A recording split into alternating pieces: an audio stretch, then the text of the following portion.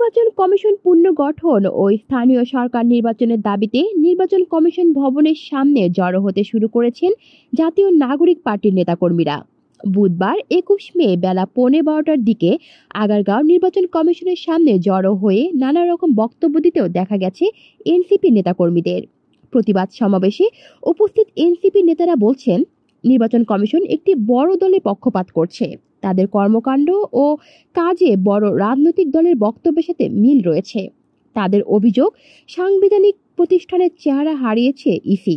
তারা রাজনৈতিক দলের ভূমিকা পালন করছে। জাতীয় ও স্থানীয় সরকার নির্বাচনও সুষ্ঠুভাবে করতে এই কমিশন সক্ষম নয়।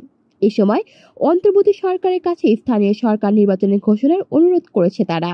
তবে ইসির পক্ষপাতদুষ্ট ভূমিকা ও ফ্যাসিস্ট সরকারের সময় করা আইনের মাধ্যমে যে কমিশন গঠন করা হয়েছে তার প্রতি আস্থা নাই জানিয়ে কমিশনারদের পদত্যাগ বা পুনর্গঠনের দাবি জানান তারা। এদিকে এনসিপির এই বিক্ষোভ কর্মসূচিকে কেন্দ্র করে নির্বাচন ভবনের আশেপাশে ৫ স্তরের নিরাপত্তা গ্রহণ করা হয়েছে। সকাল থেকেই কঠোর অবস্থানে রয়েছে পুলিশ। ইসি ভবনের সামনের রাস্তায় দেওয়া হয়েছে কাঁটাতারের ব্যারিকেড। কলি শিকদার, বাংলা নিউজ নেটওয়ার্ক।